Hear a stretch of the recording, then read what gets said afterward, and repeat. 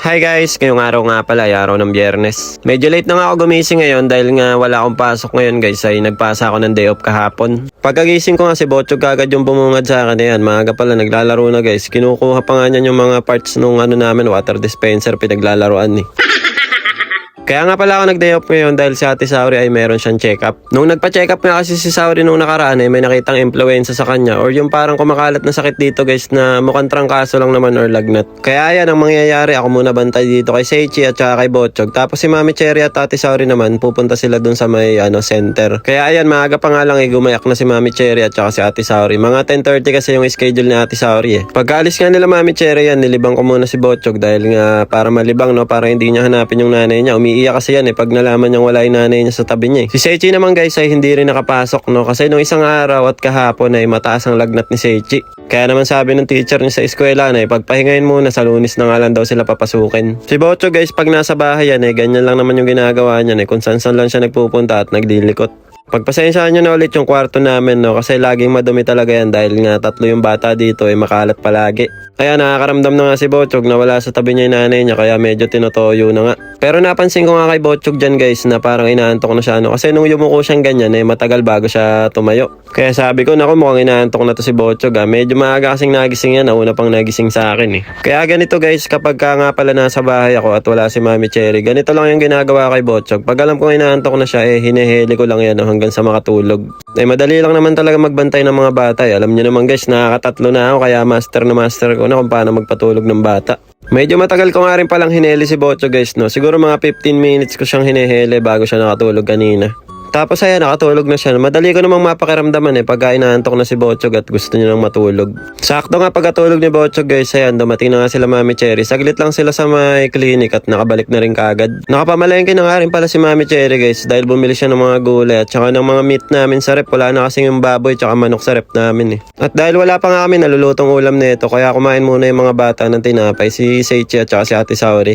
Tapos si Mami Cherry naman pala guys ay nakapaghiwa na siya ng mga baboy dito kasi sabi niya sa akin magluluto raw siya ng sinigang. Baka kasi isipin niyo puro ako lang yung nagluluto dito sa bahay Marunong din naman magluto to si Mami Cherry. Kaya lang guys, syempre alam niyo naman content creator tayo. Kaya minsan kapag wala akong makontent ako na lang yung nagluluto. Pero syempre dahil si Mami Cherry pagod na yun magatid sa mga bata at saka mag-asikaso. Kaya naman pag uwi ko sa bahay minsan ako na yung nagluluto hindi ko na siya pinagluluto. Bali ayun habang pinapakuluan nga ni Mami Cherry yung ulam nagsampay muna siya dito ng damit ng mga bata. Yung mga bata kasi guys yung pinakamaraming damit sa amin syempre madalas sila magpalit. Maya-mayang konti naman habang kumakain kami ni Mami Cherry nung natira naming spaghetti nagising naman si Botchog kaya inalok na rin namin kung gusto niya bang kumain. Kaya ang sagot naman ni Botchog aba syempre gusto kong kumain, paborito ko tong spaghetti. Hanggang ngayon wala pa rin Shanghai yung Shanghai pa rin na nahanap ko nung isang araw Maya-mayang konti nga guys ay naluto na rin ni Mami Cherry tong sinigang na ulam namin. Masarap nga yung pagkakaluto nito kasi kompleto sa gulay guys. Tapos may nabili pa si Mami Cherry gabi kaya medyo lumapot pa yung sabaw. Mga bandang 2:00 na nga rin pala kami nakakain ng tanghalian nito dahil nga pinalambot pa namin yung ribs guys at saka yung baboy. Hinaluan kasi ni Mami Cherry ng ribs yung niluto niyang sinigang kaya medyo matagal namin pinakuluan. Kaya ayun guys, food trip na naman si Bossing Botchog. Baka Botchog yan.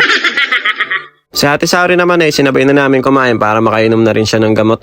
Si Seichi naman guys dahil medyo masama pa nga yung pakiramdam niya naglalambing sa akin kaya binuhat ko muna at sinubukan ko na lang din ng kanin. Fast forward ko na nga pala guys, mga bandang hapon nga pala nagluto ako ng pwede naming mamerienda. May nabili nga kasi ako diba nung nakaraan na itlog ng pugo bali 20 pieces yan, nilaga ko na tapos ko ng ilaga at binalatan ko na rin. After ko naman balatan nilagyan ko muna ng harina para pagka gumawa tayo ng pambalot niya guys kumapit. Sa mga nagtatanong anong ginagamit kong food color, etong red at saka yellow, pinaghahalo ko lang siya para maging kulay orange. Bali ang mga ginamit ko nga pala dito, harina, cornstarch, baking powder, paminta, asin, tapos lalagyan ko konting magic sarap, yan yung kinalabasan niya. Tapos para naman sa sausawan natin nagdurog ako ng mani dito dahil gumawa nga ako ng manong sauce guys pinaghalo-halo ko na siya dyan sa may kaldero at saka dyan ko na rin hinalo.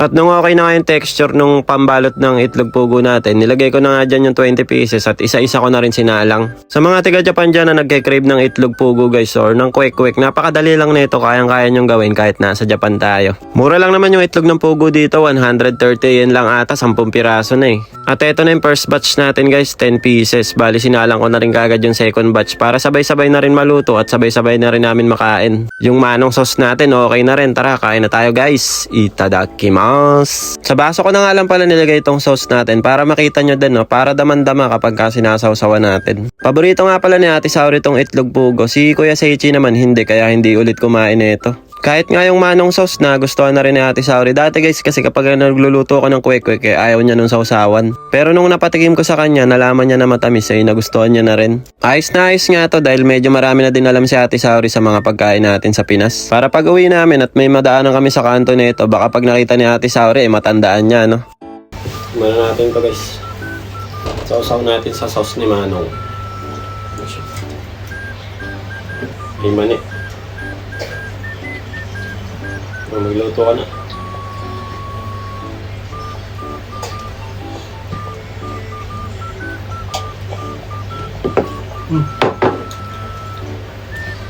Sarap.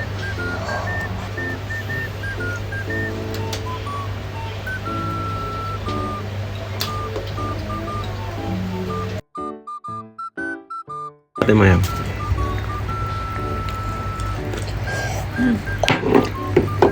Sarap.